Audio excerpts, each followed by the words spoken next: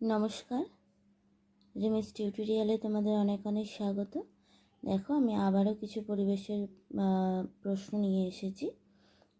আশা করি তোমাদের খুব উপকার লাগবে। প্রশ্নগুলো খুব যে একদম বড় সেটাও না, তার উত্তর যে একদম সেই বিশাল সেটাও না। যতটা ছোট করে পারা যায় ততটা ছোটোভাবে তোমাদের জন্য বানানো হচ্ছে। আশা করি তোমাদের খুব উপকার লাগবে। তাহলে চলো শুরু করে ফেলি। বলছে, কোনো জিনিসের ভর মাপা হয় কী দিয়ে? অর্থাৎ ভর মাপার জন্য কি ব্যবহার করা হয়? বাটখারা। গ্যাসের কি ভর আছে? হ্যাঁ, গ্যাসের ভর আছে।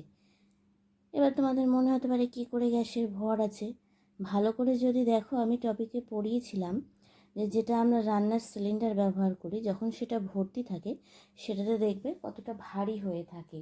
যে আমাদের বাড়ি বাড়ি সিলিন্ডারগুলো পৌঁছে দেয়, তার আনতে কতটা পরিমাণে কষ্ট হয়। আবার দেখবে যেটা খালি সিলিন্ডার ওরা নিয়ে যায়, একটার পরিবর্তে তো আরেকটা নিয়ে যায়, তখন দেখবে আবার ওটা কত সহজে ঘাড়ে করে তুলে নিয়ে চলে যেতে পারে। এবার বলছে, জলের 3টি অবস্থার বর্ণনা করো। তাহলে চলো শুরু করে ফেলি এটা। জল যখন কঠিন তখন তাকে আমরা বলি বরফ। বরফ গলে গেলে হয় তরল, আবার তরল জল ফোটালে পাওয়া যায় জলীয় বাষ্প।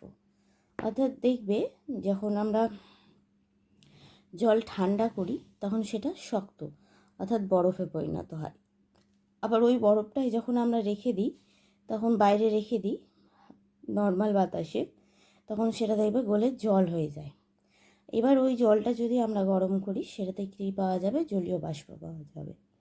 বরফ থেকে জল বা জল থেকে বাষ্প বা বাষ্প থেকে জলই হলো জলের অবস্থার পরিবর্তন। বুঝতে পারলে? মেঘ কীভাবে তৈরি হয়? বলছে, সূর্যের তাপে সমুদ্র, নদী, পুকুর থেকে জল বাষ্প হয়। বাতাসে জলীয় বাষ্প মিশে মাটি থেকে উঁচুতে ওঠে এবং ঠান্ডা হয়। ঠান্ডা হতে হতে একসময় ধুলোর কণাকে আশ্রয় করে ছোট ছোট জলের ফোঁটা সৃষ্টি করে। এই জলের ফোঁটা দিয়েই তৈরি হয় মেঘ। তাহলে বুঝতে পারলে মেঘটা কীভাবে তৈরি হয়?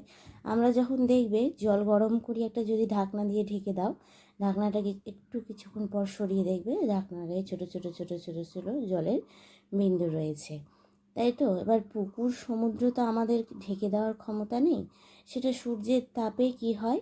গরম হয় এবং আস্তে আস্তে জলটা বাষ্প আকারে উপরে উঠে যায় এবং সেখানে বিভিন্ন ধূলিকণাকে আশ্রয় করে, আরও ছোটো ছোটো জলের কণাকে আশ্রয় করে, দিয়ে কী হয়? আস্তে আস্তে একটা বড় ফোঁটার আকার ধারণ করে। তারপরে তখন কি তৈরি হয়ে যায়?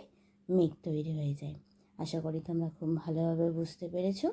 যদি কোনো রকম কোনো অসুবিধে থাকে অবশ্যই আমাকে জানাবে, আমি তোমাদের বুঝিয়ে দেব।